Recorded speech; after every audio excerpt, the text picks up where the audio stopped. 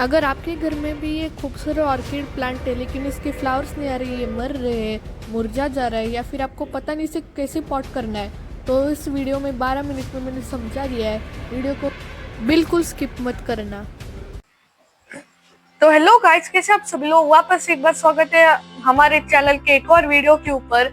और आप सोच रहे होंगे मैं ये हैंड साइन क्या कर रहा था। वो तो मैं ऐसे ही कर रहा था, लेकिन आप इस वीडियो को ऐसे ही स्किप मत कर देना, क्योंकि इसके अंदर आपके एक फेमस चाहते जाने माने प्लांट ऑर्किड के ऊपर इंफॉर्मेशन है, उसे संभालना कैसे है, कैसे उसकी केयर करनी है और उसकी डिटेल्स। तो वीडियो को एंड तक देखना।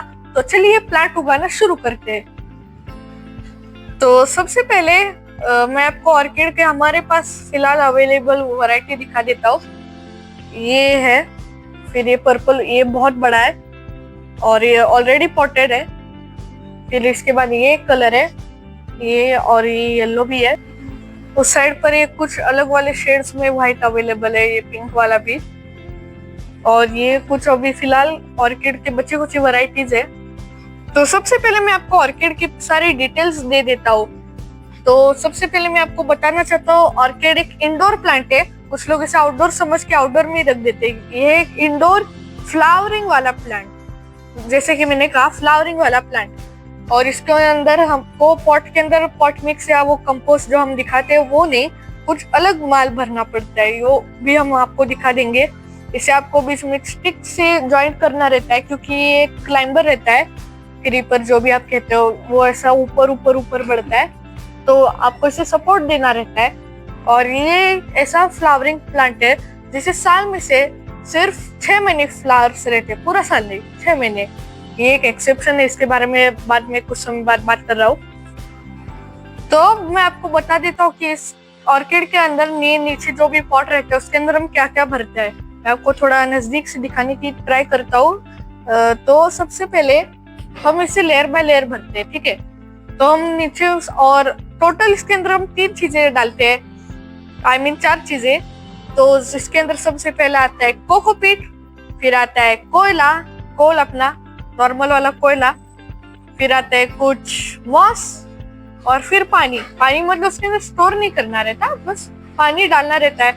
और इम्पोर्टेंट बात, जो सबसे इसका मेन इंग्रेडिएंट होता है, वो है नारियल के ऊपर वाले बाल। बाल से मेरा मतलब वो बाल नहीं है जैसा वो नारियल, ब्राउन वाले नारियल पीने वाला नहीं, ब्राउन वाला जो आप भगवान को वगैरह चढ़ाते होंगे, उसके ऊपर जो वो केसर रहता है, उसे हम केसर भी कहते हैं। ये जो उसके ऊपर शेल के ऊपर वो जो रहता है, उसे हमें फिल करना रहता है। तो ऐसा नहीं कि आपको प्रॉपर लेयर वाइज करना है, आप इसे रैंडमली कहीं से भी कैसे भी, आपको नारियल हो, मॉस हो, कोकोपीट हो। कोकोपीट इस बार पॉट की तरह नहीं, बहुत थोड़ा सा, मतलब आप बस ऐसे ही डाल के रैंडमली कहीं पर भी थोड़ा बहुत लेयर बाय लेयर डाल सकते हैं। मॉस आ गया। अगर आपको ह्यूमस ऐड करना है तो कुछ तो आप मरे हुए प्लांट्स की लीव्स वगैरह कुछ तो आप डाल दो। और बस इतना ही आपको जरूरत है एक ऑर्किड को प्रॉपरली हेल्दी रखकर उगाने के लिए। और आपको इसे एक सफिशिएंट पॉट देना है और आपका काम लगभग हो गया। ये वो नारियल की शेल की मैं बात कर रहा था, ये वही है। तो वापस आ जाते हैं वो फ्लावरिंग वाले कंसेप्ट के ऊपर। जैसा कि मैंने कहा था, हर रोज आपको फ्लावर देखने को नहीं मिलेंगे, तो मैं अभी एक अलग वाला ऑर्किड दिखा देता हूँ यहाँ पर। तो ये मैंने येलो वाला है, तो आप देख सकते हैं इससे फिलहाल एक ही फ्लावर है।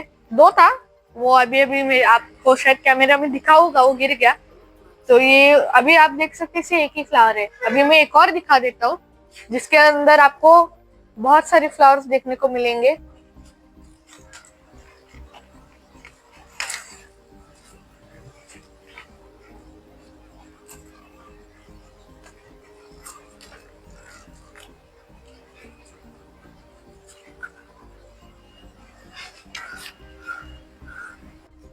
यहाँ पर तो ये मैंने येलो वाला है, तो आप देख सकते हैं इससे फिलहाल एक ही फ्लावर है। 2 था, वो अभी अभी मैं आपको शायद कैमरा में दिखा होगा, वो गिर गया। तो ये अभी आप देख सकते हैं इसे एक ही फ्लावर है। अभी मैं एक और दिखा देता हूँ जिसके अंदर आपको बहुत सारे फ्लावर्स देखने को मिलेंगे।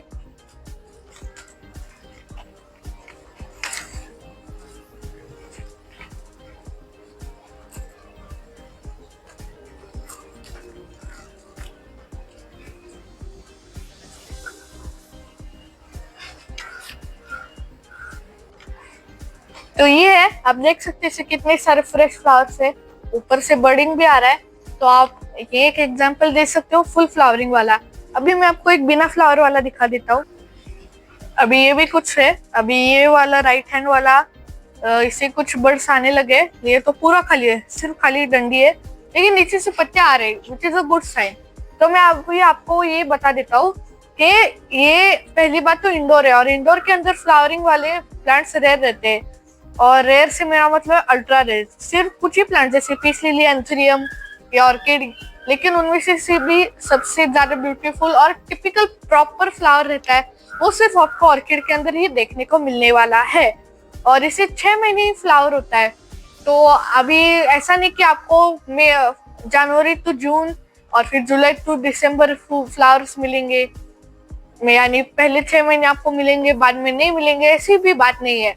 ये रैंडम होता रहता है। क्या पता आपको जनवरी में फ्लावर्स मिले और फिर अचानक से फरवरी मार्च तक वो गायब भी हो जाए, फिर अचानक से अप्रैल मई जून तक ही वापस आ जाए, और फिर जुलाई अगस्त वापस से फूल गिर सकते हैं, और फिर बच्चे कुछ साइकिल ऐसी कंटिन्यू रहती है।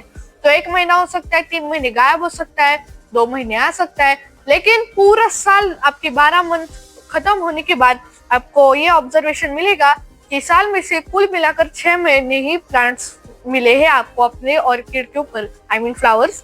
तो वही है, इसे हमेशा फ्लावर नहीं रहते। तो कुछ लोग हम उन्हें एक्सप्लेनेशन देते कि ये 6 महीने रहते हैं, तो कुछ लोग उन्हें ले जाते हैं और कुछ 1 महीने बाद गिर जाते हैं और बताते हैं आपने बोला 6 महीने रहेगा, ये तो अभी 1 महीने में खत्म हो गया। तो ये साइकिल फिक्स नहीं होती। मैं एक और बार समझा देता हूँ, ये साइकिल कभी भी फिक्स हो ही नहीं सकती।